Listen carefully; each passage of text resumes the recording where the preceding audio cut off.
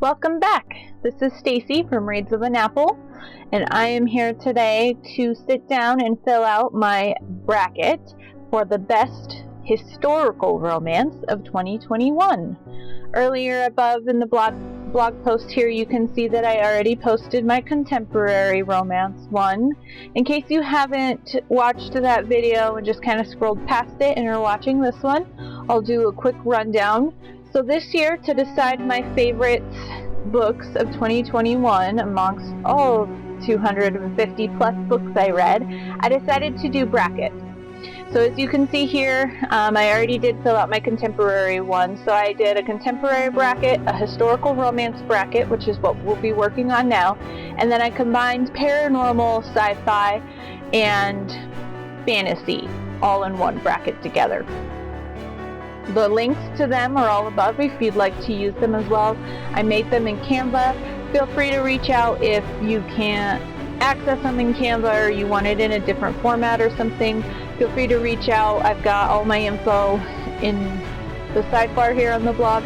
And then at the bottom on my Romance Landia calendar, if you scroll all the way down underneath the blog post, on the first of each month is like a contact me Google form, so you can reach out that way as well. So let's get started. So I will just go ahead and open up here. So I will just pull up. So here is our historical romance bracket that I created. As you can see, we've got January versus October, March versus December, May versus bonus book 2, July versus bonus book 4, September versus February, November versus April, bonus book 1 versus June, bonus book 3 versus August. Now, to have a proper bracket without people getting like bye week, so to speak, in sports, you need to have a number of 8. And since we only have 12 months in the year, I ended up needing 4 extra spaces. I decided, since it was hard to pick some months, I tend to binge an author or binge a series or binge a genre and go and just like read a lot in a little chunk. So it's hard to choose which is my favorite. So having these 4 bonus books allowed me a little bit of playroom. I know, like if there's a readathon or something like that caused me to read a lot. I do also have 3 honorable mentions, which are posted just above this video as well, and they're just books that when I was writing down each month and my favorites from the months, and then I was trying to pick which ones to put as bonus books, those were the 3 that didn't make my final 4 bonus books. But I still wanted to point them out because they were favorites. So you'll see those listed right above here in the blog post. And then otherwise we will get started. So I went ahead and already added my 16 contestants. I am using Photoshop CS5. I got this in college for free or as a student or super cheap or something, so I'm sure it's super outdated, but that's the program I'm using. We're just going to do simple drag and drop and go from there. So let's get started. I will zoom in here. Okay, so we have January versus October. So Bound to a Warrior by Donna Fletcher versus In Bed with a Highlander by Maya Banks. Ooh, it's the Battle of the Scotsman. This one's not very hard, but I will give a little bit of blurb. So Donna Fletcher is one of my new favorite historical authors. All of her books just feel so cozy and sweet and nice and comforting. I absolutely love her books. I absolutely love her covers, and I have most of her mass market paperbacks in paperback now. I've been working on collecting her since I read Bound to a Warrior, and I couldn't put them down. I've read about half of her mass market paperback backlist now, and I absolutely love her. In Bed with the Highlander was a Rake Appreciation Society pick for October. I really enjoyed this one. I think I did give it 4.5 or 4 stars. It wasn't quite what I was looking for. I know Maya Banks' super popular one is the first in her other Scottish series. This is book 1 in her McCabe trilogy, and the other one, I think it's Never Seduce a Scot, but the heroine is deaf, and I've heard amazing things about that book. I haven't picked it up, but I do plan to in 2022. I don't think I mentioned Bound to a Warrior is the first book in her Warrior King series. Not to be confused with her Warrior series, but Warrior King.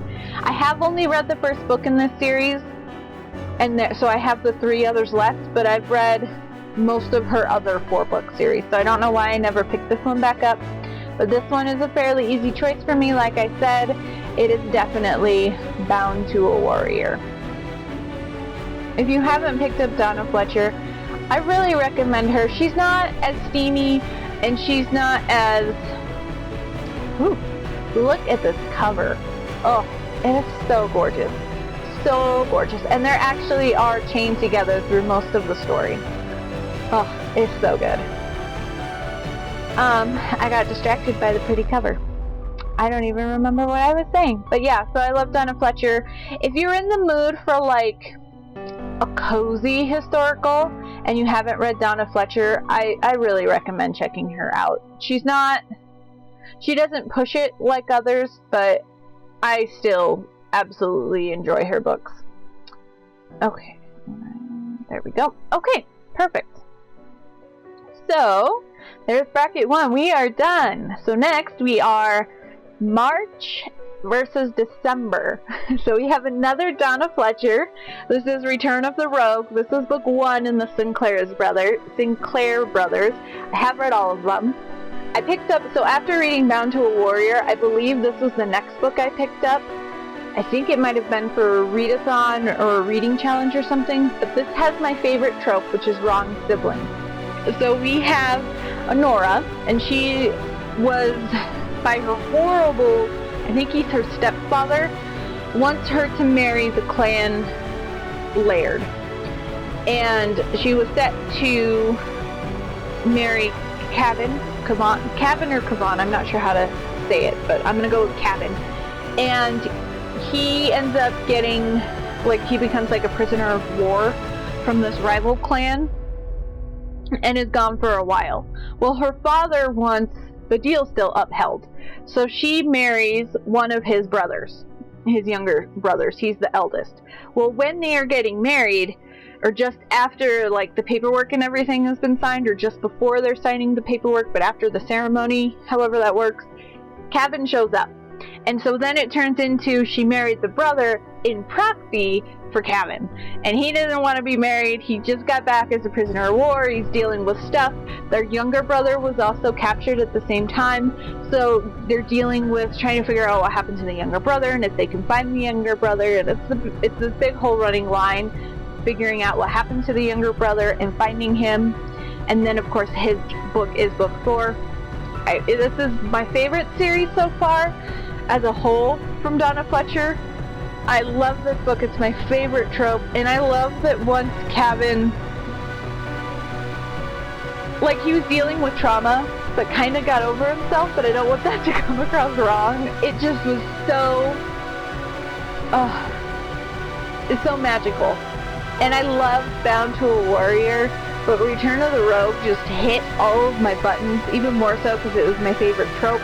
And the way that once he realized how she was treated by her stepfather and how she was still afraid to speak up to Cavan about her stepfather because her stepfather said that he was still exerting control over her, and the way that he just helped her become her own person and find confidence in herself was just so beautiful. I absolutely loved it. I feel like I should also mention, so Donna Fletcher, Maya Banks were both new authors to me in 2021. So this is the same as Donna Fletcher. And then this next, Bethany Bennett, is a new to me author. This was a book that I read in December. I read this for, I think, both the historical romance readathon and the Merry and Bright readathon. And I think I also used it for Banging Through the Snow, because I had those 3 readathons overlap. And then there was also Winter's Kiss, which I also used it for, but that's a reading challenge that lasts 3 months. But anyway, so this is, well, we got another Battle of the Scotsman. Return of the Rogue actually is set in Scotland. This one is set more Regency England, but we've got a Scottish, I think he's a Viscount, and then we've got Charlotte Lottie. So when they were younger,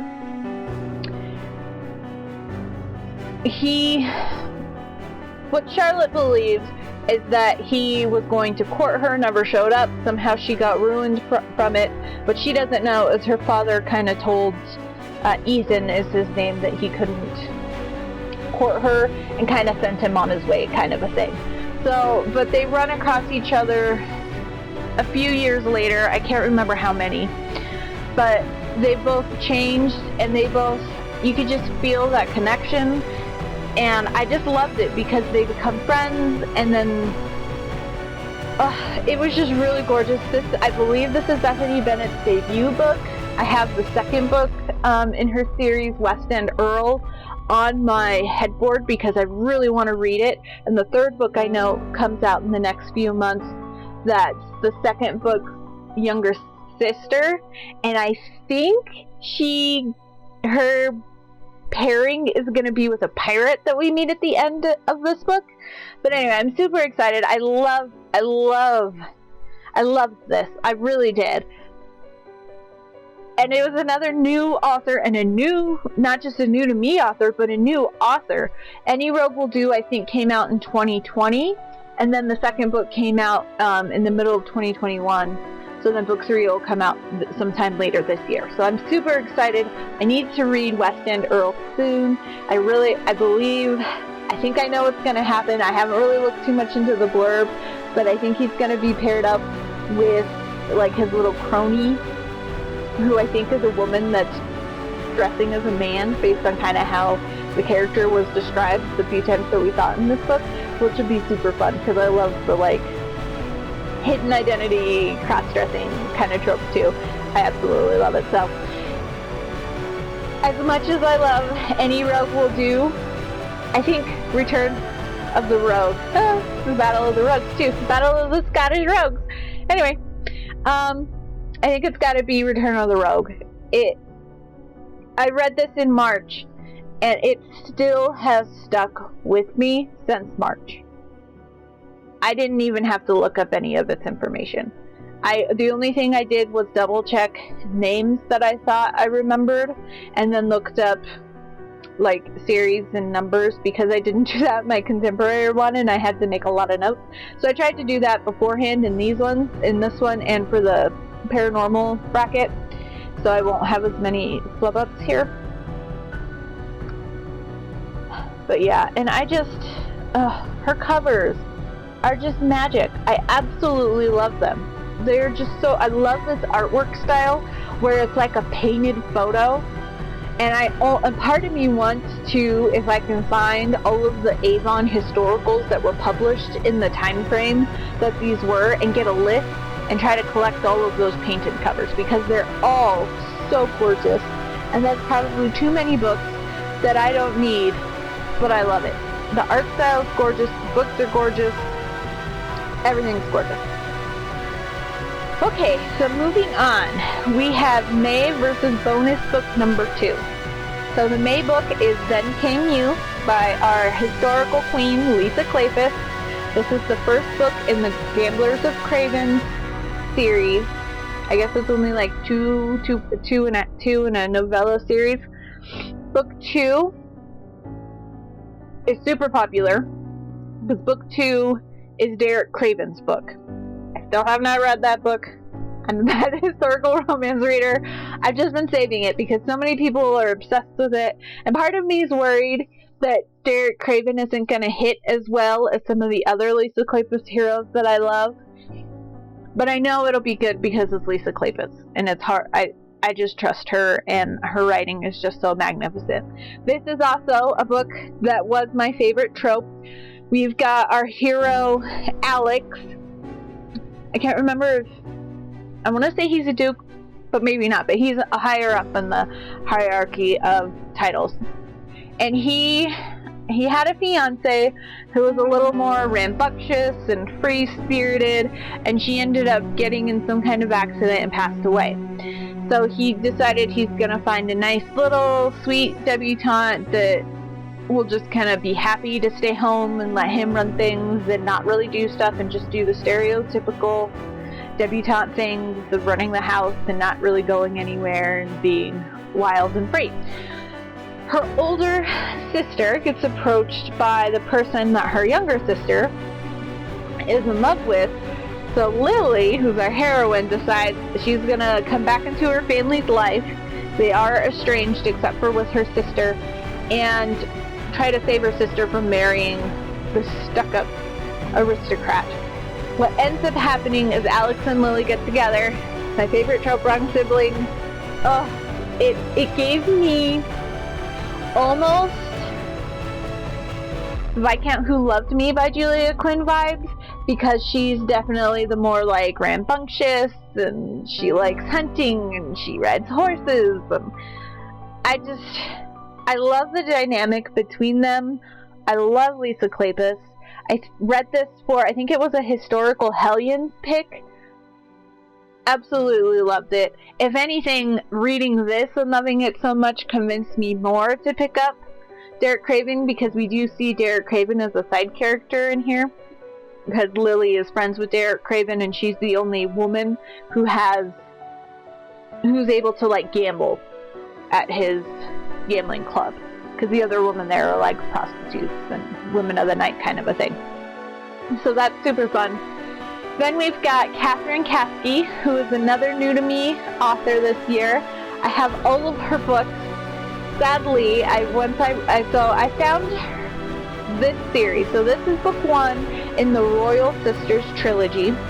I found these books because I was looking for books that had triplets in them for the summer bingo for the Rip Bodice, which is a romance-only bookstore in California. So they do a summer bingo board, and then it has super unique prompts usually, and one of them was triplets. So I was trying to find, I had a bunch of different options. Surprisingly, I had more options than I expected with triplet characters, and then I stumbled across this one that was historical romance. I was in the mood of a historical romance. A lot of the other triplet ones I had were contemporary or paranormal, and I just wasn't in the mood for it at the time. So I decided to pick up How to Seduce a Duke. This ended up being my favorite trope as well. So what we have is Mary, and she is in love with a younger son, and he is a duke. He's the younger son of a duke, and he is back from the army or some sort of military service, and she wants to approach him and wants to get married to him. Their meet cute was so hilarious. So she's seen him, and her triplet sisters, her other 2 sisters, have not seen him yet. So they decide they do some like super crazy makeup to make them look like statues, and they sneak next door to a house party where the Duke and his younger brother are going to be attending. And then they hide in the garden and pose as statues to wait to meet them. Well, it's a success. However, she runs into the Duke, and the younger brother kind of wanders off or goes inside or something, and the Duke like studies her as a statue.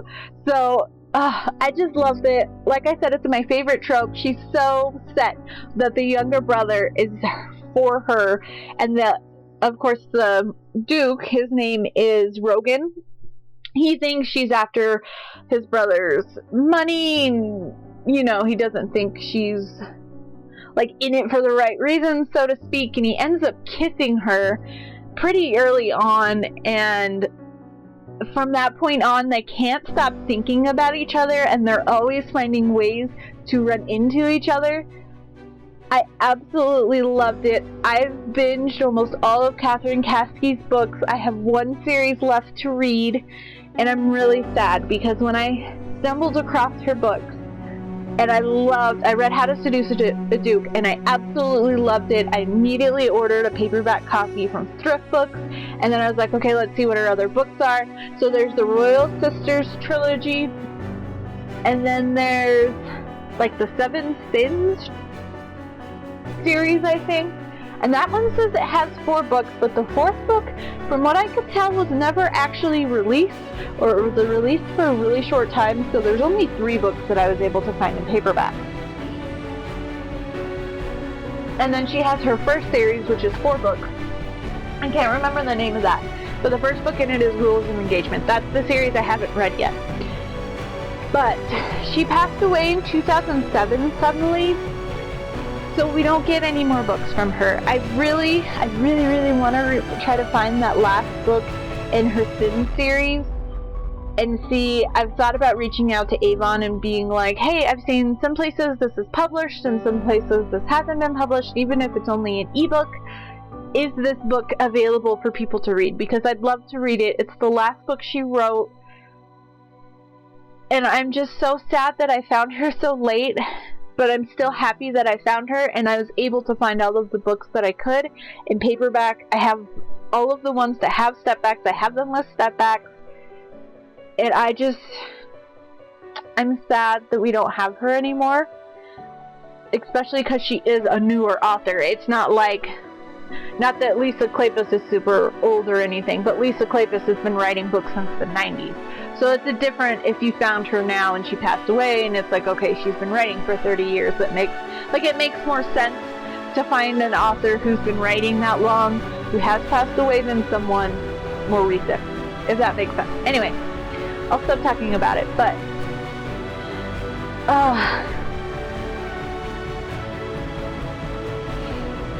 this is a hard choice. This is a really hard choice. I liked Then Came You. I loved Then Came You. It's one of my favorite Lisa Kleypas books, especially for her older books. But Katherine Caskey had such great humor. Her meet cutes are some of my favorite things. I absolutely love her meet cutes. Okay. I think I'm gonna go with Lisa Kleypas, our queen. But only because I wasn't the biggest fan. So in the Royal Sisters trilogy, there's like a subplot going through the 3 books where they think that the prince, or Prinny, I think that's maybe one and the same, but somebody in the royal family, like immediate royal family, is their father, and then they were secreted away. And so there's a subplot of them trying to find clues or confirm things to see if they actually are this, like, related to the prince kind of a thing. And while that was fun and interesting overall through the series, I don't know if I necessarily enjoyed how it ended up, but I'm gonna have to go with Lisa Kleypas. Because I could have, like, I loved the Katherine Caskey book, but I could have done without that extra subplot. Not that it hurt the book, but it was just a little bit extra that I didn't necessarily need. But I didn't feel like there was anything like that in the Lisa Kleypas book. So I'm going to give it to Lisa Kleypas. But if you're looking for a new historical author that you haven't read before, please check out Katherine Caskey. I really enjoy her books, and she has some really fun and gorgeous stepbacks too. So, Then Came You. And I went with the book cover that I have for Then Came You. I know there's a really gorgeous older cover that's a clinch cover, but I don't know why I didn't get that one for my brackets, but whatever. It's already happened. We're here. Eventually, Lisa Kleypas is one that I'd love to get my paperback collection on, especially some of her older books. But they're kind of hard to find, and if you do find some of the older books with the nicer covers, they're kind of expensive. Alrighty, so that's our third bracket, so we will continue on. We've got July versus bonus book 4. So July's book is The Earl I Ruined. This is the second book in Scarlett Peckham's Secrets of Charlotte Street. I read this for the Rake Appreciation Society, and I actually did read this one in audiobook. I gave this book, I think 4.5 stars. Maybe I gave it 5 stars. I liked it a lot better than the first book in the series, and I really enjoyed it. I'm still not sure what I think of Scarlett Peckham. She's still kind of like, because the first book I think I gave 3 stars, or maybe 3.5 rounded up to 4. This one I liked a lot more, but it was a little convoluted plot-wise. There was just a lot going on. So what we have is Constance, who is the daughter of the Duke in the first, or the younger sister of the Duke in the first book, and we have Julian, and if I can't remember if she's friends with Julian or she's friends with Julian's family or Julian's friends with her brother, but their families are friends somehow, so she's seen him a lot growing up. What happens is Julian and a friend or a lady in her social circle might be getting engaged or something like that. She writes her friend a letter kind of saying, hey, these are rumors I've heard about him. There is some BDSM club elements in this series, which I'm not super into the BDSM things. Here it wasn't overly done, which I know for some people they wanted more of that, but for me I was okay with it because I don't really care for that much in the first place. But anyway, so she writes this letter to her friend, and then the letter ends up getting posted into like a gossip column, and Julian is basically ruined. Nobody can marry him. There's financial issues now that he's unable to find marriage, so she decides to propose a fake engagement to help get his social standing back up to prime, and they end up falling in love. There's also been, she thought he hated her, and so she was slightly antagonistic to him because he was always like harping on her for manners and you aren't doing this perfectly and you aren't doing this perfectly kind of thing. So she thought that he didn't like her, but they both had like this mutual pining that really got me, and they both were like secretly in love with each other and not knowing it. There's one scene that really speaks out to me, and sticks out to me, and that they were at, I think, a dinner, but they were around with the other family, so it was either just before dinner or when they were at the dinner table, and somebody asked, when did like the relationship start or the courting start, or when did you know you were in love with each other? And Julian thinks Constance is just telling the story, but she's telling the truth of when she fell in love with him several years prior, and it's the actual story, except where this one ends up with a happy ending, so to speak, at least in the story that she's telling.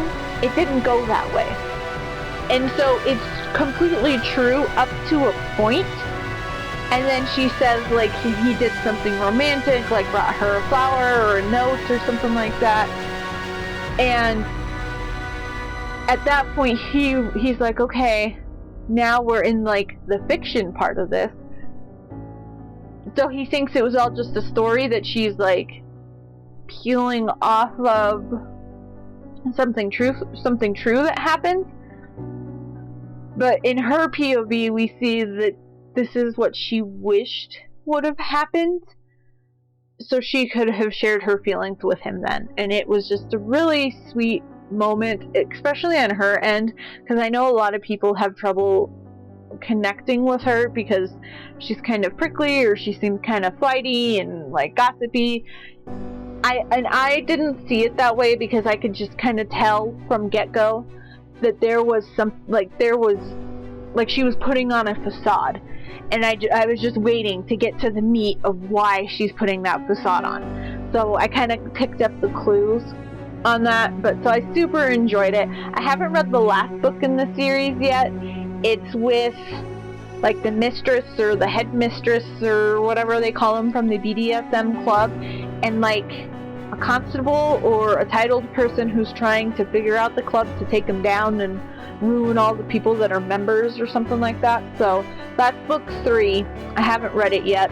I know there's a Christmas novella after this one that's like The Christmas Party I Ruined or something like that, and I haven't read that one either. So that's The Earl I Ruined by Scarlett Peckham. Bonus book 4 is My Darling Duke by Stacey Reeves. This is the first book in her Sinful Wallflower series, of which book 3 just came out. And this is Katherine and Alexander. This is a super fun story. It's a Beauty and the Beast retelling in a way. So Alexander is a duke. However, a couple years ago, there was a big fire at his estate. His parents passed, and he was burned very badly. He's in a wheelchair, he struggles to walk. He goes through, I think, kind of physical therapy, or the Regency era version of physical therapy, and he can walk with a cane for a little bit, but then his muscles start locking up, and then he has to be in a chair for a while. But so he's kind of a recluse. He doesn't come to town. He doesn't come in for the season. What was her name? Katherine? Yeah, Katherine. Her family is in a situation. She has a couple younger sisters and her mom, and they're running out of money to get a season. So she concocts a plan to pose as his fiancé. So she announces it in the newspaper that they are engaged to be married. And then all of these creditors and people step forward to give them money and help them rent a better house. And she always plans from the get-go to pay him back. But what she's hoping is to get her and her family in a better situation through this season to help marry off her younger sisters and get them in a better life situation. Get them married off to people with more money, and then her and her mother can figure out what to do and pay back the Duke at that point, and then go from there. Alexander finds out about it, but instead of being angry, he comes to town out of nowhere and is just like, "Oh, so you're my fiancé, okay? Alright, well, why don't you come up to my estate for a week and we'll get to know each other better." And he just finds her so intriguing, and he wants to be around her, and they make a couple of little side deals, and they end up falling in love, and it was so sweet and so not what I was expecting when I picked it up. This was the first historical I read of Stacey Reed. I believe I read this in like January or February, either during the first historical romance read-a-thon or right before the historical romance read-a-thon. So this was one of the first books I read this year. And it was just so good. I've read Stacey Reed's Magamarian, her like paranormal fantasy series, and I loved those. Those are all super really good. But I hadn't read her historicals yet. So this was the first historical I picked up from her. I absolutely loved it. I need to get caught up in the series. I still haven't read the second book, which is about a Marquess, and then the third book just came out on December 28th with another gorgeous cover. So I need to read more of Stacey Reed's historicals. I do have a couple of her indie published historicals that I really enjoyed, but I definitely need to read more Stacey Reed. Now, to choose a winner between these two.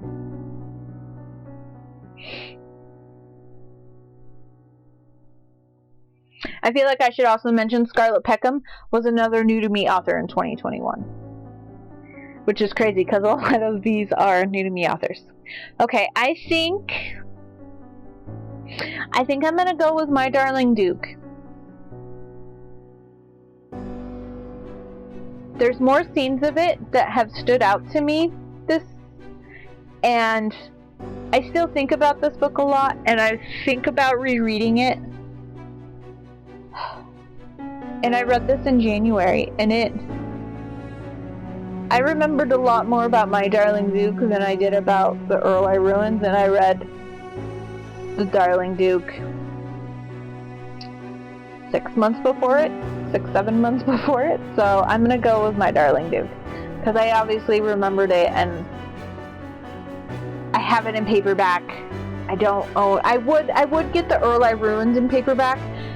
The collector in me would want the entire series, because I'm like, if I can't just have book 2 in a series of a trilogy. But this would be one that I might just buy the second book at some point if I find myself being like, I don't know, I have a little bit, I don't have any other books on my list, what else can I get that I really liked? So I may or may not pick up the Earl I Ruined in paperback. I'd be interested to reread it and see what I thought, because it was only the second audiobook I've ever read. The first audiobook was the first book in the series. So I'd be interested to reread it at some point and see if my thoughts changed at all reading it instead of listening to it. Especially because I was still fairly new to audiobooks. But we're going with My Darling Duke by Stacey Reid, and we will move on. We are halfway through round 1. Okay, so September versus February. So September, we have Lord of Scoundrels by Loretta Chase. This is a booktube darling, a historical romance darling. I read this for the Rake Appreciation Society. This is the 3rd book in her Scoundrels series, but I've only read this book in her series. This is also another new to me author, even though I have a lot of Loretta Chase's series on my TBR. So in this one, we've got Jessica, or Just As She Goes by, and Sebastian. And she finds herself in Paris, and her brother has got in with Sebastian's crew, and he's spending too much money, and he's drinking all the time, and living above the means of him and their grandmother. And so she comes to kind of set him down and kind of bring him back into the family fold and try to control some of his spending habits and try to get him to be more responsible for his life, I guess. And she runs into the head of this friend group, which is Sebastian. And Sebastian is a rake to the nth degree, and he just finds himself, he's trying to seduce Jess to kind of prove a point and get her to,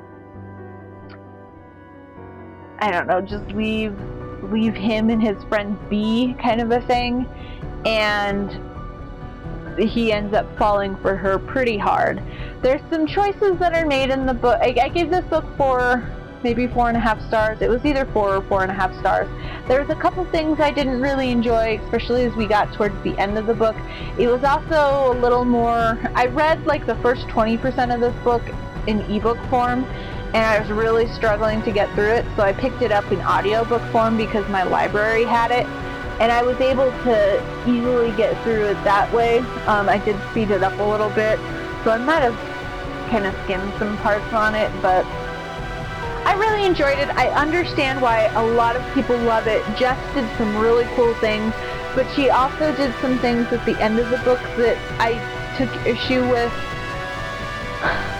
on how she treated Sebastian, or how she just, because he has a lot of trauma from his childhood. And there were some things mentioned where she understood, she didn't know what exactly happened, but she knew that he had some sort of trauma that he was dealing with. But she also didn't change the way that she treated him.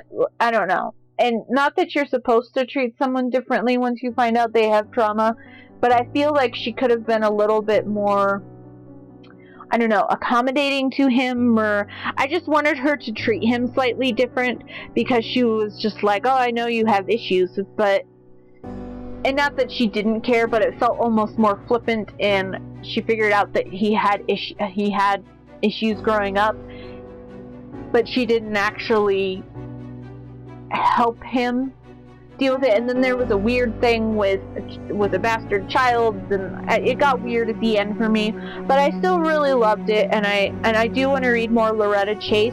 I feel like her writing style is a little tougher to get into, so I might end up picking those other ones up on audiobook at some point. But so there's that one. And then we have Love Only Once by Joanna Lindsey. This is the first book in her Mallory Anderson family. I love the way that this one starts off. So we've got Nicholas, and he is breaking up or dealing with an ex-mistress, and she is really excited for this party that she's going to.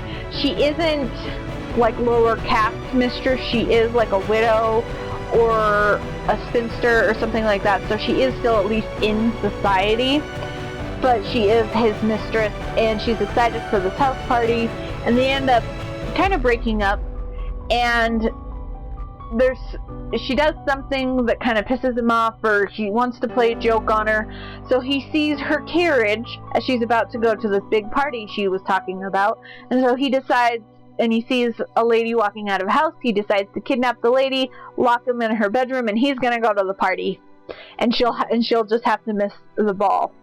And he ends up kidnapping, so this ex-mistress was there to visit and accompany the Mallory Anderson family to this ball, and he ends up kidnapping one of the daughters of this family, and so it's like mistaken identity, and then they end up kind of being forced to get married. I really enjoyed this one, especially for Joanna Lindsey.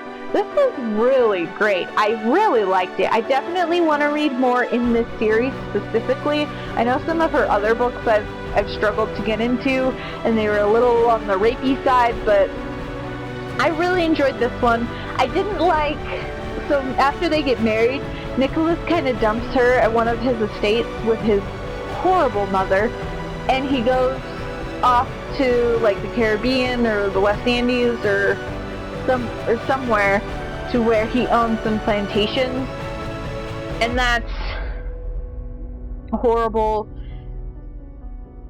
Yeah, and I don't even want to get into it because that's a horrible thing, and I don't like it. But writing in this period was different. Not that it makes it better, but I'm understanding of the fact that I'm not going to drag this book down because, as some of her other books have, that I don't know. I'll stop talking because I don't want to say something that's insensitive. But anyway, so I didn't enjoy that. I didn't enjoy the fact that even if he was a better slave owner, that part was even in there. I feel like when they re-released them, they should have tried to edit some of that portion out. I still didn't like that he left her for so long. I believe that they did consummate the marriage before he left, so I feel, if I remember correctly, when he comes back, she's like pregnant, or she had already given birth, or is just about to give birth or something like that, so that's a whole other thing too. Her older brothers and cousins certainly intrigued me. I definitely want to read more. Book, I think it's the third book in this series, is super popular and famous, and that's Gentle Rogue. So I know I at least want to try to read that one, but I like to read books in order, especially when they're family series like this. So as much as I don't know, this is another hard choice because I both like them. They're both older classics, but they both weren't quite 5 stars for me.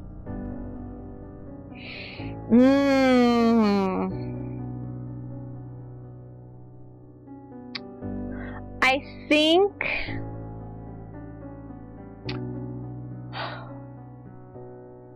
think I'm going to have to give it to Love Only Once, because I think just my reading experience was a little bit better, and Lord of Scoundrels took me a little longer to get into, and I had some issues with both of them, but I feel like I was able to get into the Joanna Lindsey easier.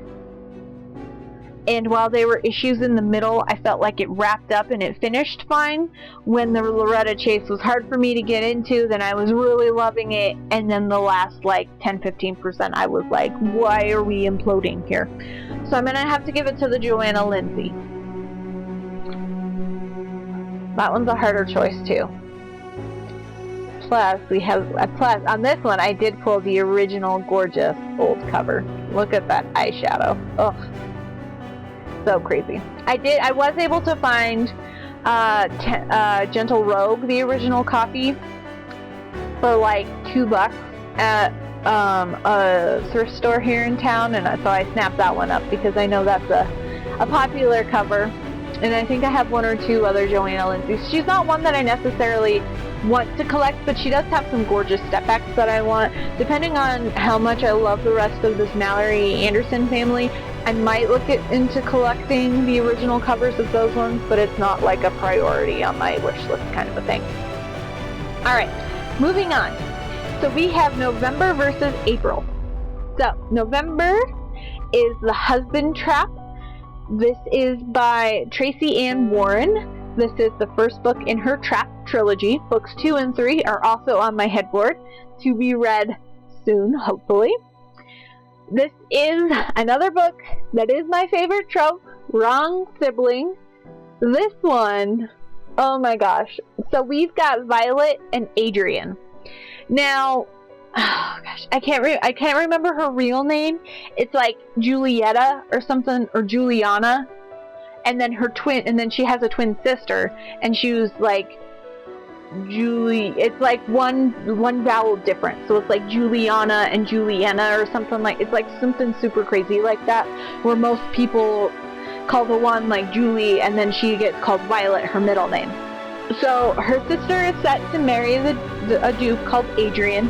He's like the bachelor of the season kind of a thing, and the biggest catch that season. And you know, the families have sit together, and her sister really doesn't want to get married to him.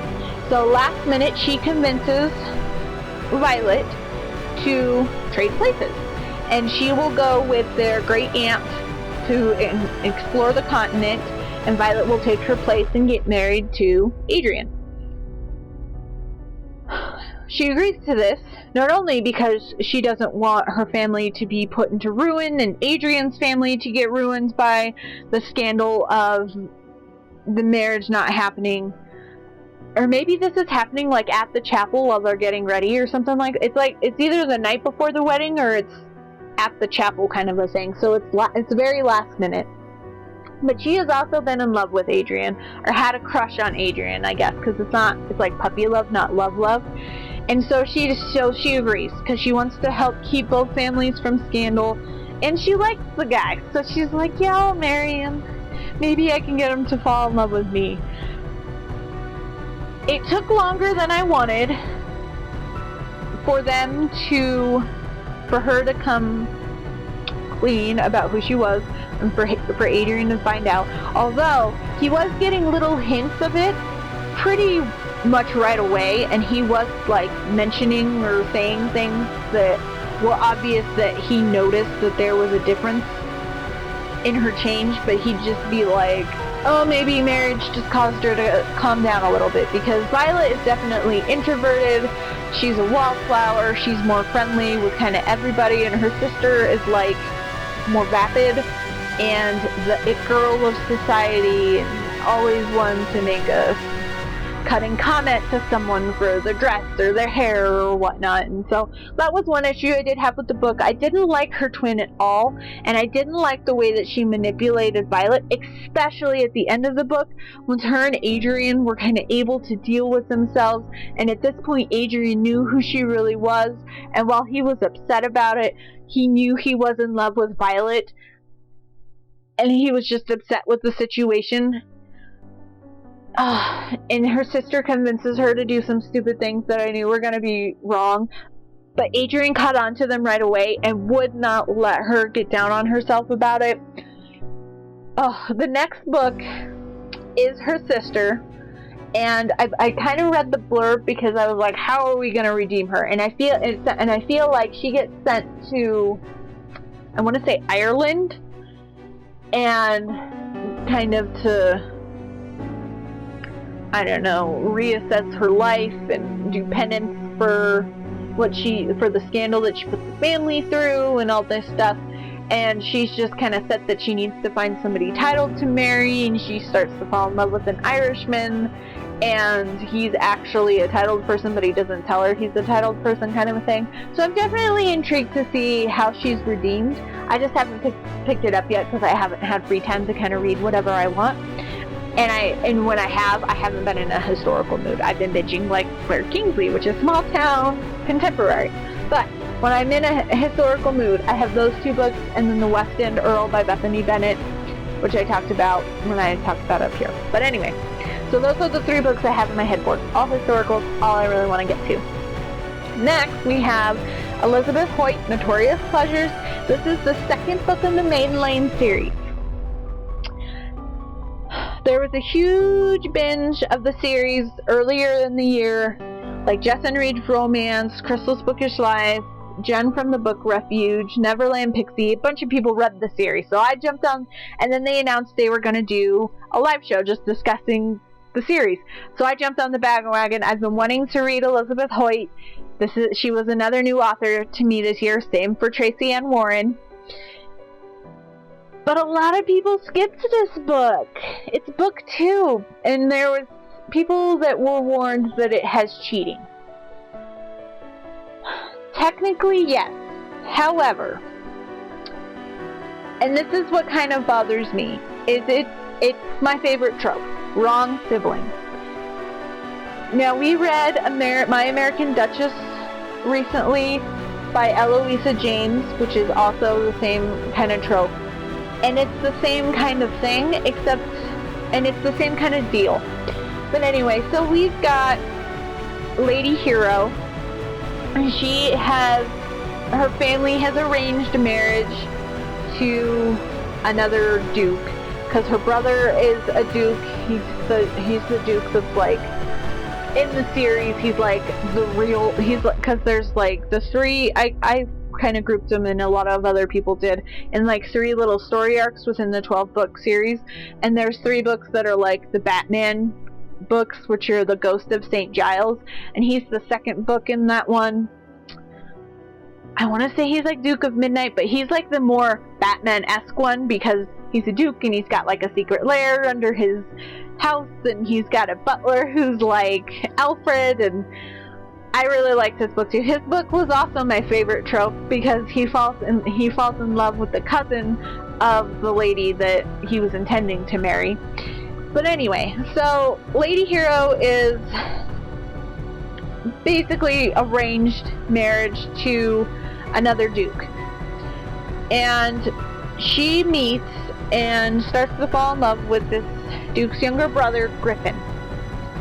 Technically it's cheating, because she's engaged to marry his brother, but there is no emotional connection between them.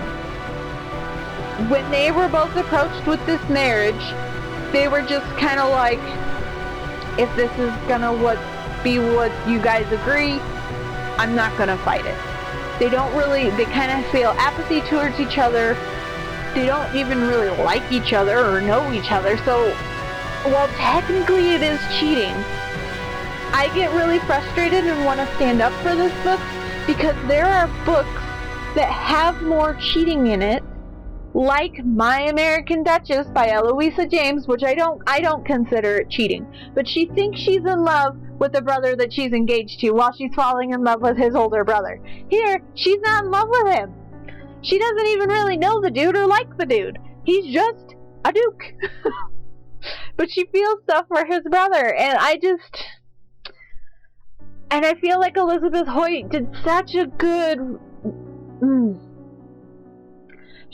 did it so well that you could tell that there was no emotional entanglement between her and the older duke, or the older brother who's the duke, and it was her and Griffin that were supposed to be together.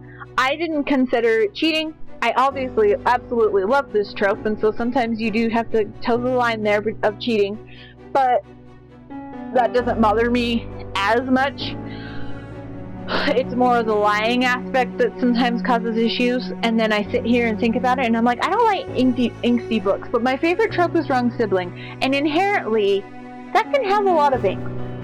But anyway, if you skipped this book in the Maiden Lane series, granted, it's not as good as some of the later books, but I had to pick this one over them, because I have my favorites. This is one of my favorites, and this one does not get the love that it deserves. I've said it, if you skip this book, please go back and read it. Griffin is just so swoony, and the way that he pushes Hero to give in to her feelings and her passion and stand up for herself and say, no, I don't want to marry him I am in love with somebody else. I want to be with somebody else. And push those societal constraints off of herself. I love it. I absolutely love it. They're one of my favorite couples in the Maiden Lane series. Please, I'm telling you, please, if you read the series and skipped this book, go back and try it. Go back and try it. If you read My American Duchess by Eloisa James and loved it and didn't have any issues with it, you shouldn't, I mean, this is my opinion, you shouldn't have any problems with Notorious Pleasures. Because, at least in My American Duchess, she likes him and she thinks she's in love with him. That is not the case here. There's no emotional attachment between them. But anyway, I've ranted about it enough. See, this is another one of my favorite series together. my favorite tropes. I'm gonna go with the husband trap. Because I love the twin aspects.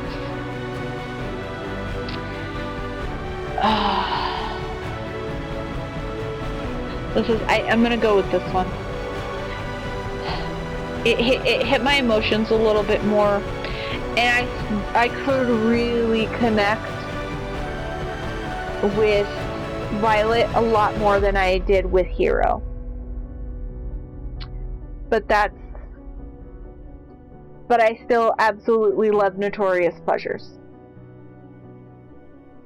So definitely, please, read it if you have not and you've read the rest of the Maiden Lane series. Okay, rant done. I'm leaving it on. Husband Trap 1, moving on. We've got 2 more brackets left for round 1. Bonus Book 1 versus June. So we've got How to Engage an Earl by Katherine Caskey. This is book 2 in the Royal Sisters trilogy. So the second book after How to Seduce a Duke. So we've got Anne, who is the middle triplet, and she ends up being engaged to Laird.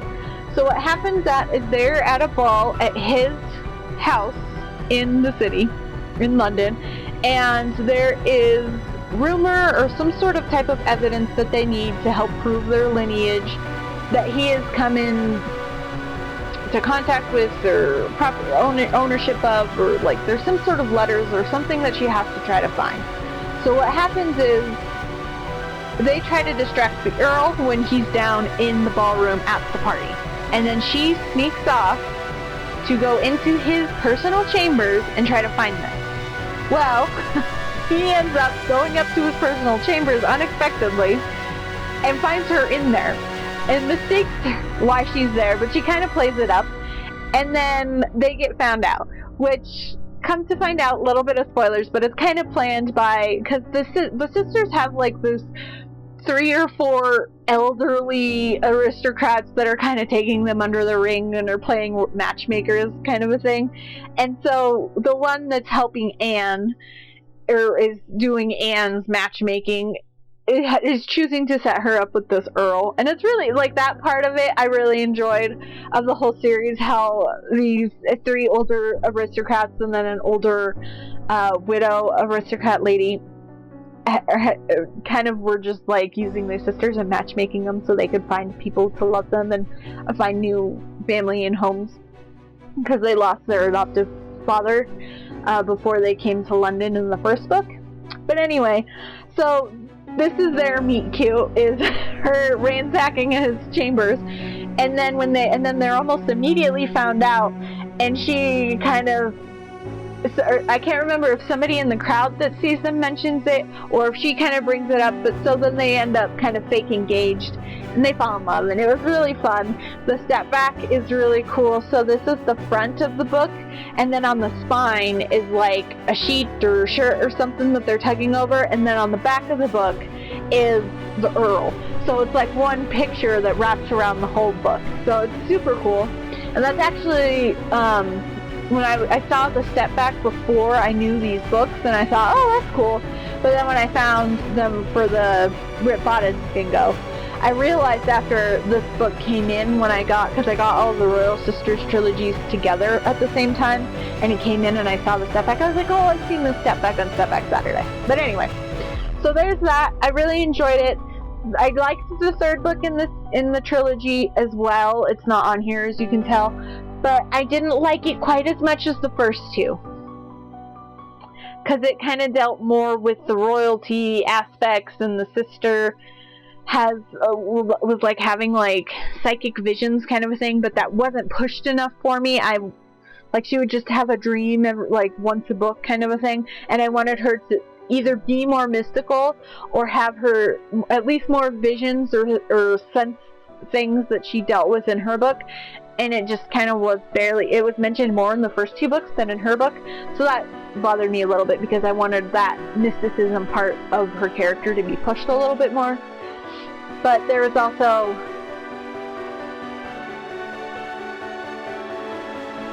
I don't know. It was still really good. I think I gave it 4 stars. So I definitely recommend Katherine Caskey. For June's book, we have a new release, The Wrong Marquess by Vivian Lorette, one of my favorite modern historical romance authors. I talk about her. I want people to read her. She's one of my favorites. This is my favorite series from her. This is The Mating Habits of Scoundrels. This is book 3. Oh my gosh! I reread book 1, and then I reread book 1, and then I read the second book, which is Earl. Something about an Earl. My Kind of Earl, I think. I read that for the Kindle Clear Out Readathon because I knew The Wrong Marquess was coming out soon, and I never read book 2.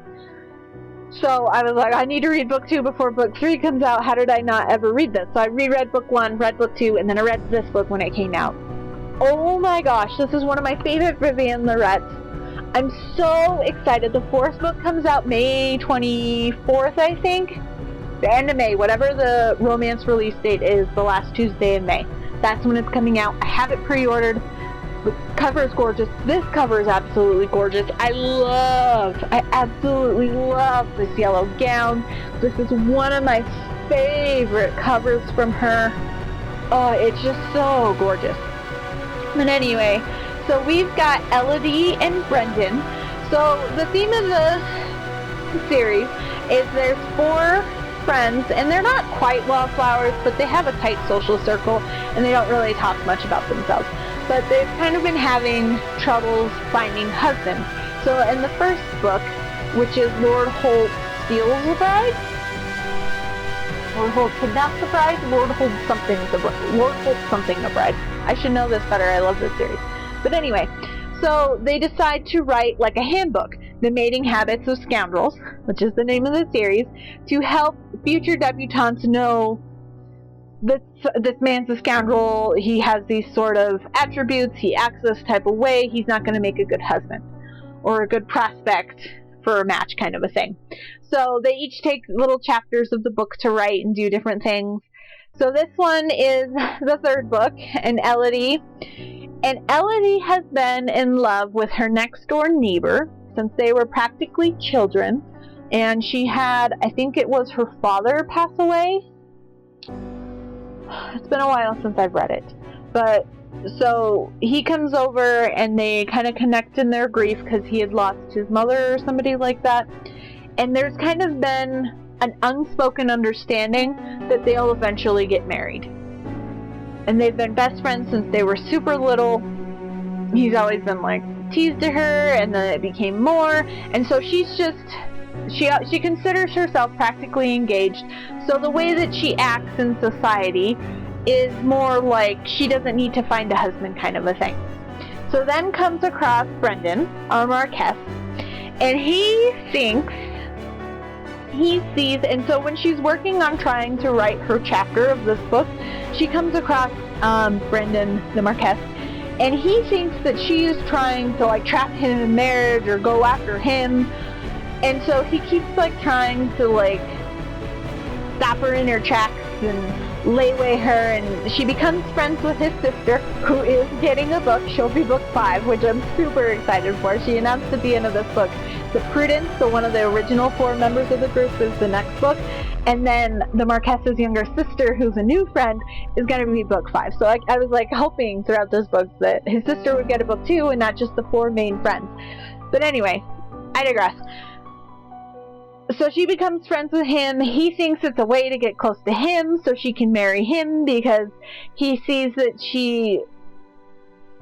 I don't know. He thinks that there's something like money, or he thinks that she is getting close to his sister for the wrong reasons to get close to him, to end up marrying him, kind of a thing. And she keeps trying to tell him, no, I'm just friends with your sister because I like your sister. I have somebody that I'm practically engaged to. I consider myself engaged to. I'm not going after you, kind of a thing.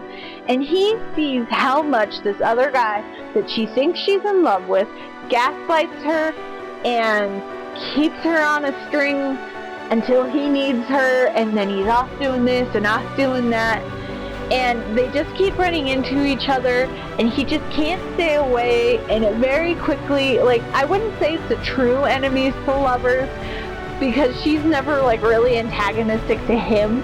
It's more standing up for himself when he gets snippy with her, and she's just like, don't act like that, dude, and then just, like, kind of walks away from the situation. But once he kind of calms down and actually looks at how she's treating the people around her and what her actions actually are, and not trying to find deeper meaning in them, he falls for her so hard, so fast, and he's just like, why do you think you're gonna get married to this dude? He's no good for you. He's no good to you.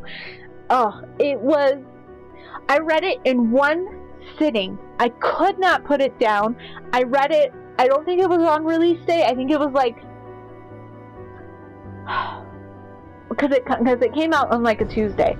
I feel like I read it on like a Friday or the following Saturday in one sitting, because I had time to sit down and read it in one sitting, and it was everything I was wanting and more. And I'm trying not to be too hyped for the next book in the series, because I don't want to be disappointed by being overhyping myself. But there's just something, especially her newer books, there's something so magical about Vivian Lorette's writing that just sucks me in, and I love it. And I can't wait for more. This is one of the few books that I read right around release date this year. Usually I wait until I have time because I have other plans, other readathons, different bingo boards, TBR, kind of book club books that I have to get through. But this one, I was like, I don't care, I'm reading it as soon as I finish the book I'm currently reading. That's it. And I did, and it was amazing. And part of me wants to at least reread this book, because we meet the hero of the next book in this book. I think he's friends with Brandon. So I definitely want to at least reread The Wrong Marquess before the next book comes out. But maybe I'll just do like I did before and reread the whole series leading up to the release. I tend to do that for like books that come out in my favorite series, like the Carolyn Sparks Embraced by Magic. It has two different names because she changed publishers in the middle. But every time a new book would come out in that series, I would read all of the books that had previously come out. So now that book 6 is coming out, I have 5 books to reread. Well, 4 books to reread. I still haven't read book 5 because it was the end of the series originally, because it was the last of the sister group that was going to get a book, and it was kind of teased that it was going to be the last book in the series. But then late last year they announced that there would be a book 6, and it was going to be the daughter of one of the couple in the first book. But anyway, that's fantasy. That's a completely different thing. But it's the same kind of. But also, it does connect, because when it's a series I absolutely love, I like to reread all the books before the new one comes out to kind of refresh myself. So there's that. As much as I love Katherine Caskey and really enjoyed finding her, I have to give it to The Wrong Marquess. It's my favorite Vivian Lorette book so far. It was so good. It's so gorgeous. Ready for Azuma. Oh, look at this. Look at this dress. It is so gorgeous. Oh, and her hair and the coloring. It is so freaking gorgeous. And he's got the puffy sleeve shirt. And, oh, it's so good. It is so good. Her next book, so the first book is like pink, and then the second book is a red dress. And then this one's yellow. The fourth one is purple, and it's super pretty too. But I think this one's my favorite so far. But we'll see once I see the fourth book in person. Oh my gosh. My throat is getting a little bit dry because I'm just sitting here rambling on. But That's fine. We'll deal with it. We're good. So I'm going to just... Oh, this one's fighting me. There we go. And then one more click. Oops. There we go. Okay. Let's just center this already. Last one of round 1. So we've got bonus book 3 in August. We've got our third Donna Fletcher on this. This is The Highlanders' Forbidden Bride. This is book 4 from the Sinclair brothers. So we saw book 1 up in the second bracket. That was Return of the Rogue up in March. So this is book 4 in the series. I don't want to go into too much because I don't want to spoil it, but this is the younger brother that was taken prisoner with Kevin. So his name is, oh my gosh, Ronan. And his romance is with Carissa. I don't want to give it away, but this is... okay. I won't say exactly how she is, but she is in the clan that kidnapped him and his brother. So this is like a true enemies to lovers. He is chasing her down. He hasn't come home yet because he is chasing her down because he wants revenge for what happened to him. He wants to also take her as a prisoner kind of a thing and make her pay for crimes that her clan did. And she... oh my god, this book.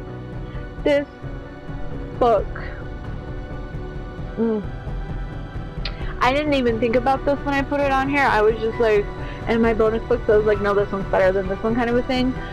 Oh my gosh, but thinking about this book again, Carissa, okay, this is slight spoilers, so if you haven't read my review, you haven't read it, you don't want to be spoiled, come back when you see. I'll like circle my mouse around a bunch to show that we're going to Devil in Disguise or something. Or maybe I'll put up a little spoiler tag. So, okay, I'll do that. I'll put up a spoiler tag. So come back when the spoiler tag is down. So, Carissa is the daughter of the laird that kidnapped Kevin and Ronan. However, she liked Ronan. I feel like it just started out like she felt bad for him. He didn't deserve her father, and her father was like, people think that she was treated like royalty because of her father, but he treated her just as badly as he treated his prisoners of war. He was so horrible with her, and he would kill anyone that was even nice to her. He's a horrible dude. I'm glad that he died. Anyway. So Carissa, there's no L, she doesn't really pose, but Ronan is badly injured. He can't really see. He's got bandages and stuff over his face and his eyes, and she takes care of him when she can. She brings him little bits of food, she brings him water, and then they just sit and talk. So they both aren't alone. And he thinks it's a maid, a servant, a slave, somebody else in the clan, not realizing it's her. And she falls in love with him. And he falls in love with this maid. And then he ends up escaping right before the brothers show up to rescue him. He's already gone. And after that, Carissa ends up escaping as well. Her father gets taken out. And so she's kind of on the run. And she finds herself in this, like, healer's hidden town where it's sanctuary, there's no fighting or anything, and so she's staying there as a safe place to figure out what she's going to do next, because everybody knows that she's the daughter of this horrible clan leader, and she's not horrible herself, but she was forced to be there for horrible things or commit horrible things, so her own father didn't hurt her. And the way she could not, when Ronan catches up with her, and he is so mean to her, the things that he says, not knowing that he thinks that Carissa killed the maid that he was in love with. That's part of why he's chasing her down. And the things that he says to her, because he thinks this, not knowing that she's the one that he's in love with, and that she is in love with him, and she doesn't want to tell him that it's her, because A, she doesn't think he'll believe her, and B, she doesn't think that if he does find out, she knows that he'll take it in the way that she was doing it to manipulate him, and she couldn't it's hard enough to handle how he's treating her now, but she knows that she wouldn't be able to handle him treating her even worse if he thinks it's all a manipulation when they really did fall in love with each other. I forgot how much I love this book, and now that I'm rethinking about it, oh my gosh, this book, I kind of want to reread it now. And it was super angsty, which is weird because I usually don't like inks, but it's Donna Fletcher ink, so it's still beautiful and cozy, and it's just the way that he starts to pick up little pieces and finds himself confused, like when he's sleeping and his eyes are closed and he hears the way she moves around, or she kind of mumbles to herself slightly and it sounds like this other person, and he thinks he's just having memories and they're interposing, but once he finds out who she was, and yes, he does kind of fight back against it, but once he kind of fully comes to realize what she has gone through and how afraid that she was to tell him that she was the maid and that she loves him because she didn't know how he would react, the way that he freaks out at first and he kind of is rude about it, but it was kind of par for the course at that point. But once he really starts to understand how he's been treating her and that this is the person he loves and he can't believe that he treated her like this, and the way that he just flips that switch and just 100% becomes hers and accepts her for who she is and helps her find her life without her father and without that hanging over, she's able to find her own identity outside of being her father's daughter kind of thing, and it was just so gorgeous. And now that I'm talking about it, I almost feel like I like this a little bit better than Return of the Rogue. And it's my favorite trope adjacent because it is kind of like mistaken identity kind of a thing. But anyway. So spoiler off. Alright, so the last book we have, August book. This is also the Rake Appreciation book. This is also a new release. Lisa Kleypas's newest book, Devil in Disguise. This is book 7 in the Ravenel series, although let's be honest, this is not a Ravenel book. This should have been book 1 in a new series that is about the Wallflower Children's spin-offs. It's not a Ravenel book. Let's be upfront about that. I don't know why it's in the Ravenels.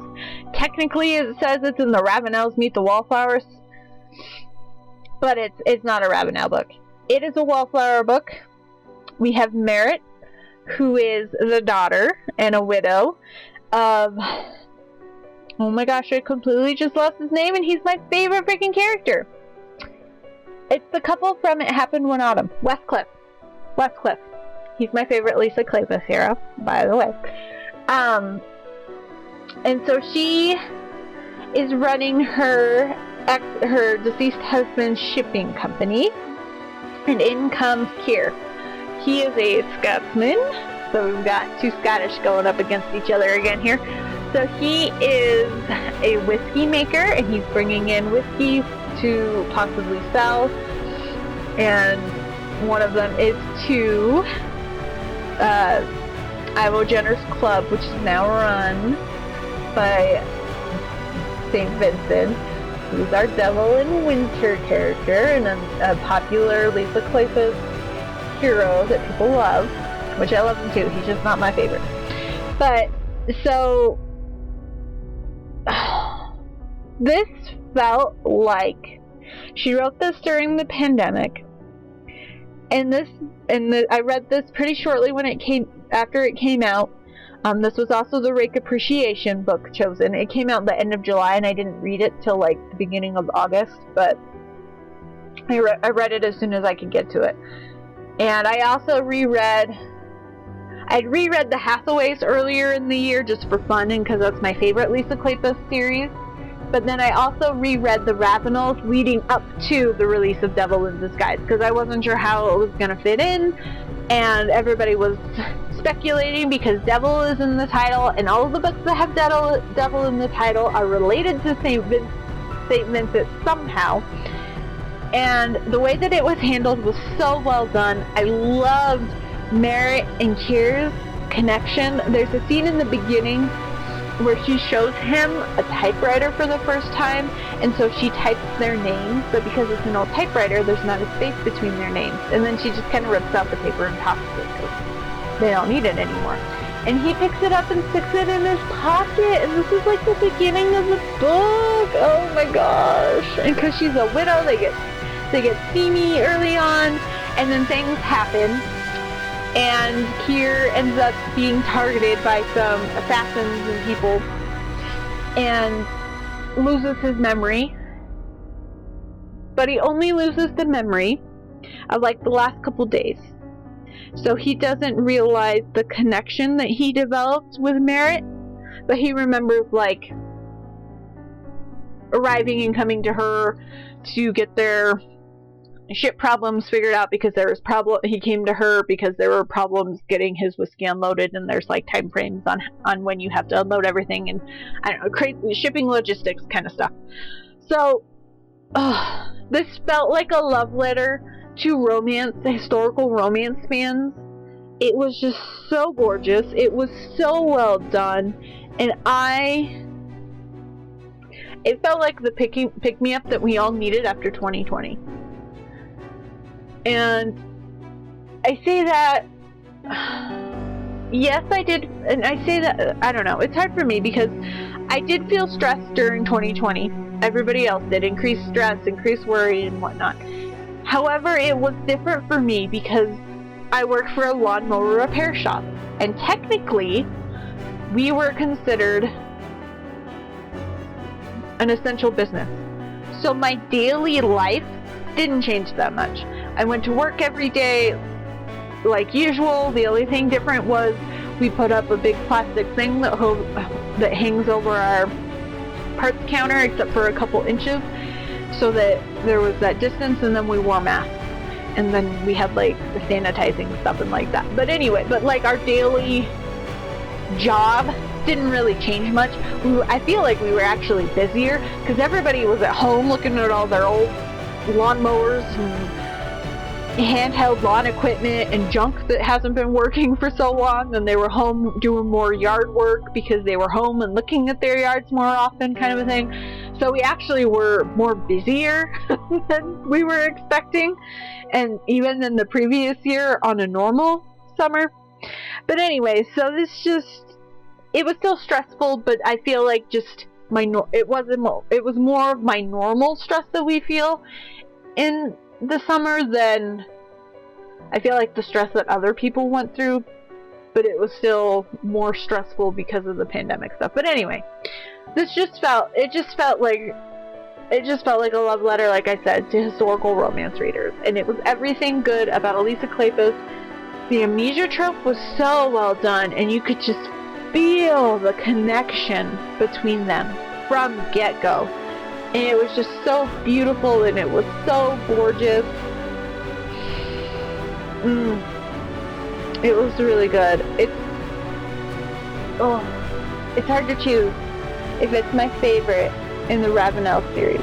Although personally I don't consider it in the Ravenel series, so there is that. But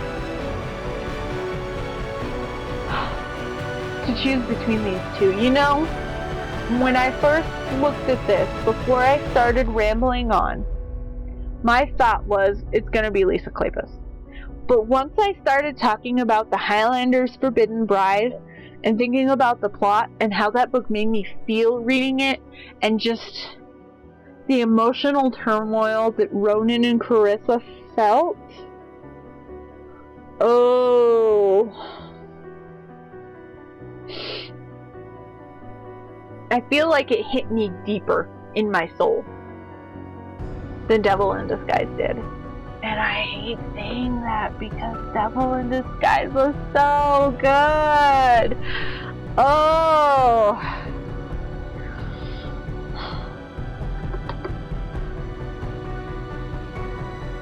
Alright, I don't know. I don't know how to pick. So we're going to do this. I'm going to roll a die. We're going to say... So I pulled out a D8. So 1 through 4 is Donna Fletcher. 5 through 8 is Devil in Disguise. And if whatever one I roll I don't like, then I'll have made my choice. But we're going to try to force myself to choose this way, because I don't know what to do. Oh my gosh. They both made me feel deeply, but in different kinds of ways. So it's hard to kind of compare the two.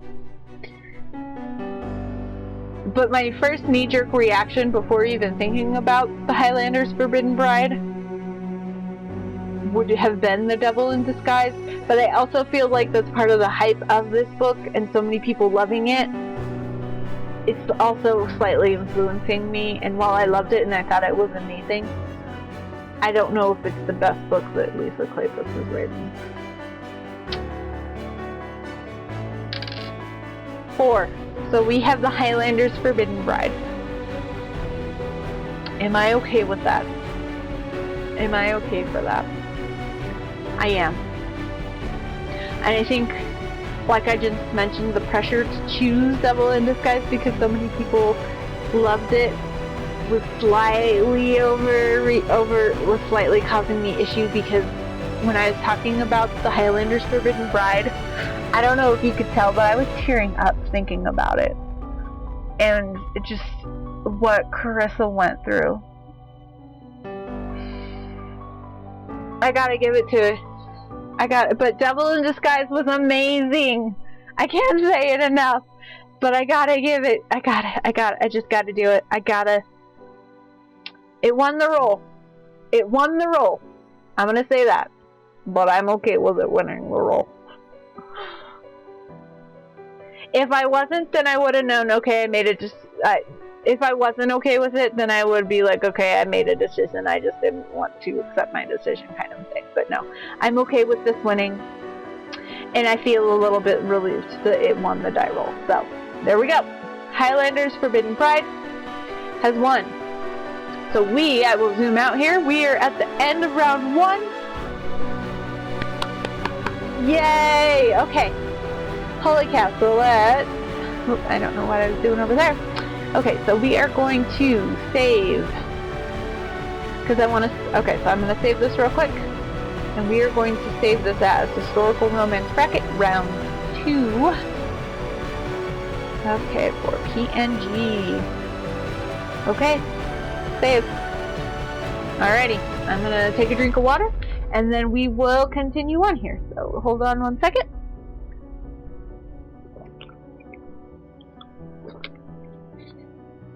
Okay, moving on. Oh, it's still thinking. It's still saving. It's spinning on me. Okay. Oh, my gosh, that was... Some of those were hard choices. But now that we've kind of talked about them and I've got my thoughts a little more in order, we should move a little bit quicker. So we've got, for the first bracket of round 2, Donna Fletcher versus Donna Fletcher, Bound to a Warrior versus Return of the Rogue. Return of the Rogue. Can't think about it too much. I think my main deciding factor here was I loved Return of the Rogue enough that I had to pick up the next book. And I read all 4 books in the series in a row. And while I really loved Bound to a Warrior, and I'm intrigued to read the rest of that series, it didn't quite grab me as much, or I felt more comfortable coming back to the series than I did when I was like, no, I need to read the next book right away when I hit Return of the Rogue. Even though the second book is probably my least favorite of the 3. Or of the 4. But anyway. Book 1 and 4 is where it's at. Okay, so there we go. So that is quarterfinal 1 done. Quarterfinal 2, Lisa Kleypas, Then Came You versus My Darling Duke by Stacy Reed. Ooh.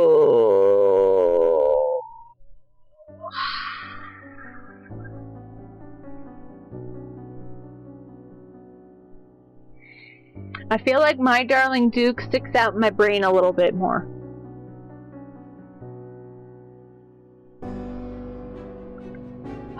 But Lisa Kleypas, Then Came You was also so good.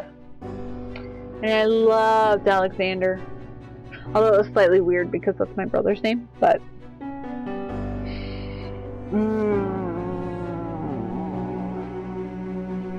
I'm gonna give it to My Darling Duke. Even though Then Came You was Lisa Kleypas magic and in my favorite trope, My Darling Duke... No.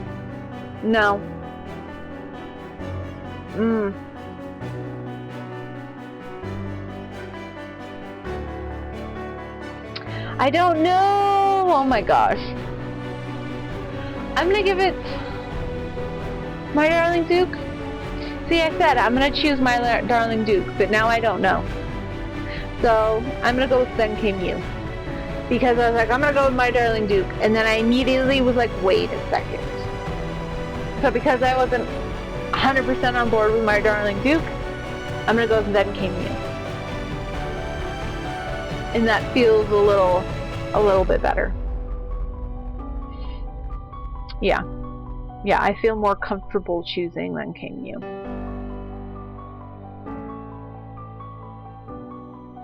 It was just so good. Ugh. I mean, all of these are just so good. If you couldn't tell, all of these books are just so good, and if you haven't read them, please read them. Okay, Then Came You, which blends into the light pink that I chose for my brackets here. Okay, we are halfway through our quarterfinals. We'll come back over here. So we've got Joanna and Lindsey, Love Only Once, versus The Husband Trap by Tracy Ann Warren. This is an easy decision. The Husband Trap, Tracy Ann Warren.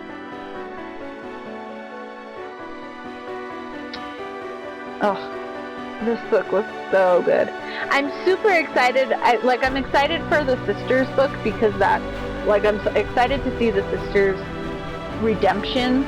But the third book in this series is Violet's wallflower, not Bella the ball friend. And it's not. I think it kind of seemed like in this book that they were gonna set her up with a playboy kind of rape character that's I think friends with the Duke, I think, or he's friends with his younger brother or something like that, or it is his younger brother. I don't know. I'm excited for it, whatever it is. I'm a little more excited for book 3 than book 2, but I'm gonna read them in order. Plus, it'll be fun because it's a twin book too, even though it's the bad twin, so to speak. So, all right. Anyway, quarterfinal 3 is done. One more to finish out round 2. Vivian and Lorette, The Wrong Marquess versus the Highlanders' Forbidden Bride.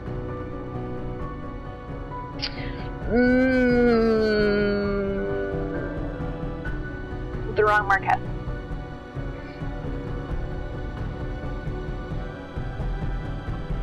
Okay. And you know what? I don't feel quite as bad for not choosing Devil in Disguise the previous round because the Wrong Marquess would have beat it out anyway.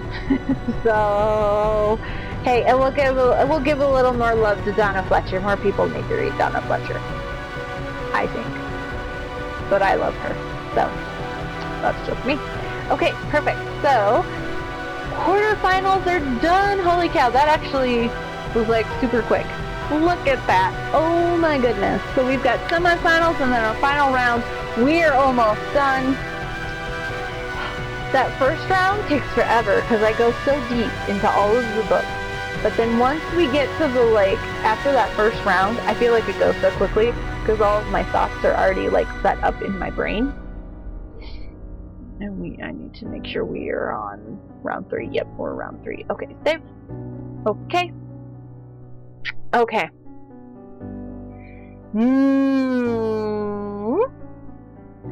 I'll wait for it to go back, and then we are on to semifinals. What's crazy is 3 of the 4 books I have left are my favorite trope. That's fun. You can tell it's my favorite trope. Okay, Return of the Rogue versus the Husband Trap. Ooh. We got our Scottish Highlanders versus Regency. Oh, they're both my favorite tropes. They're both new authors. I did pick up the rest of the Sinclair brothers right away. I want to pick up the rest of the Trap trilogy. I have it on my headboard. I'm going to read it. Hopefully in the next couple of months, I'll at least pick up the next book, which is The Wife Trap. Oh, this is a hard one. They both have such different vibes, but at the same time, they also both have fairly quiet heroines that kind of come into their own with the help of their hero. But I feel like the situation of the wrong sibling is dealt with like in the first chapter of Return of the Rogue, while it lasts a lot longer in the Husband Trap, and I wish it was dealt with earlier. I didn't need it dealt with in the first chapter though. But so they're different iterations of the same trope. Oh, I didn't like Honora's father, but Violet's twin was super horrible. Oh my gosh, this is such a hard choice. Okay, I'm gonna look at the next one and then we'll come back and I'll have to think about it. Then Came You and The Wrong Marquess. Alright, The Wrong Marquess.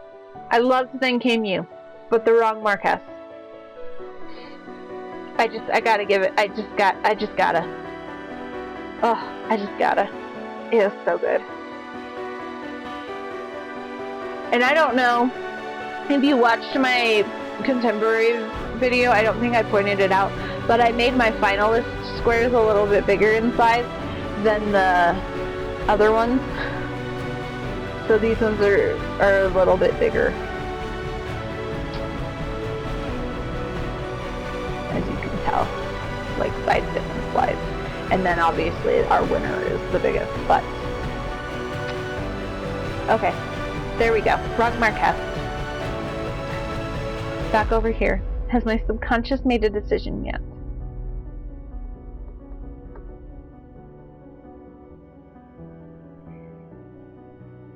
Alright, so here's my thinking. I'm leaning towards Return of the Rogue, but mainly because it was a really good start of the series. And but Kevin did a couple things that were a little bit peevy and frustrating. He made up for them, but he did do some things. But Adrian?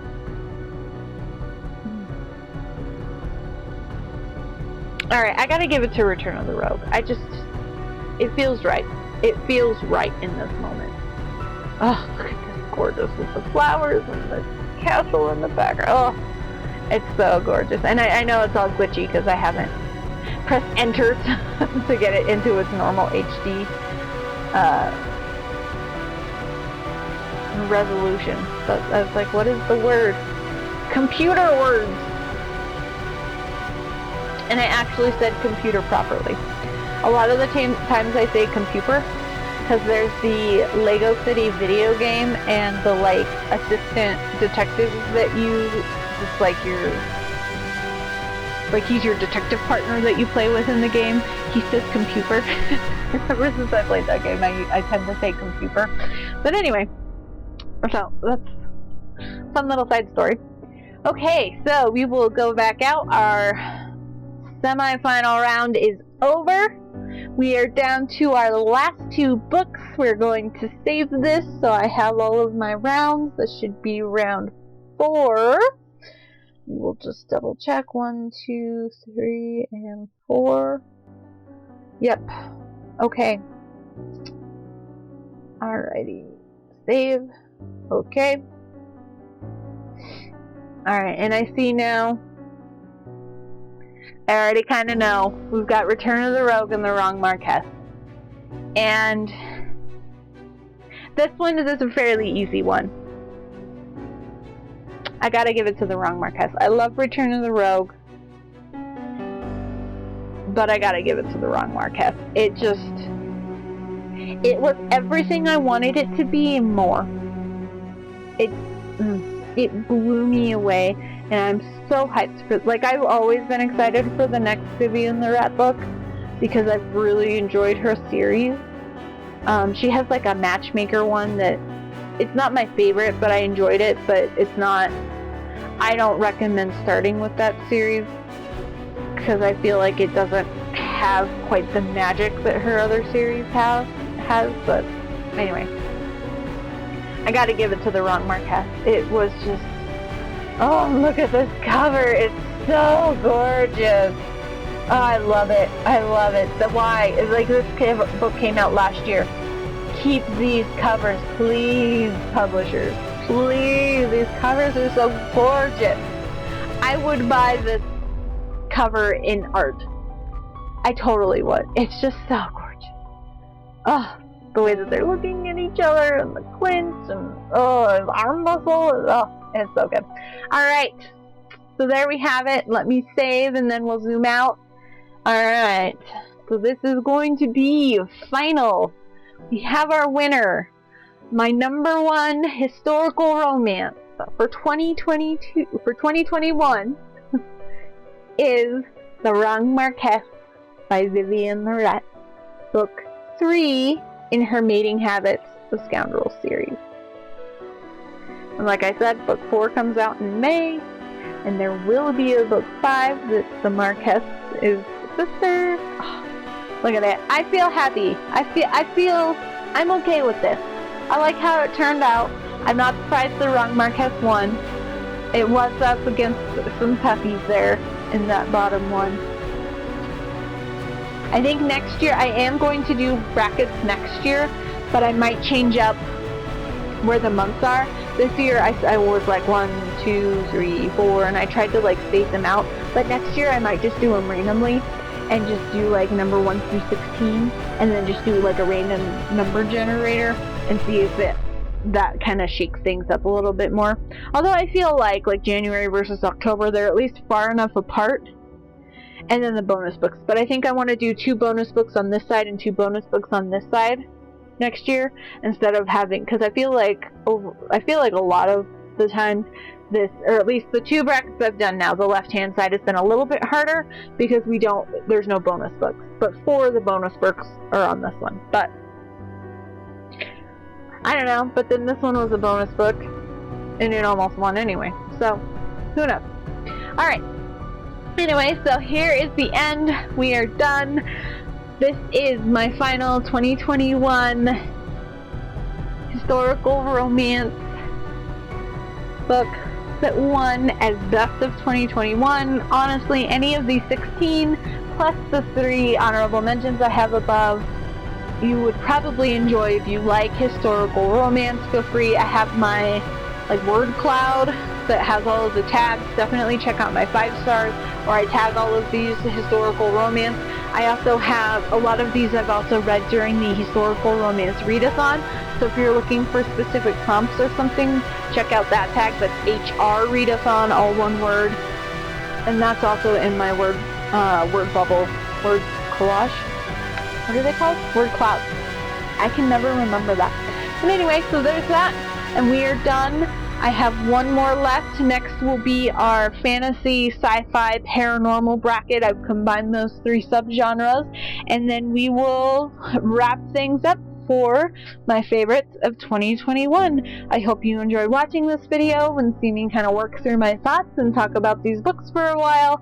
And I hope that you read some good historical romance in 2021 as well. Let me know what you read and what your favorites were, and if you have read any of these or haven't read any of these and want to know where to start. Anyway, this is Stacy, like I said, Reads of an Apple. Thank you so much, and stay tuned for the paranormal, sci-fi, and fantasy bracket soon.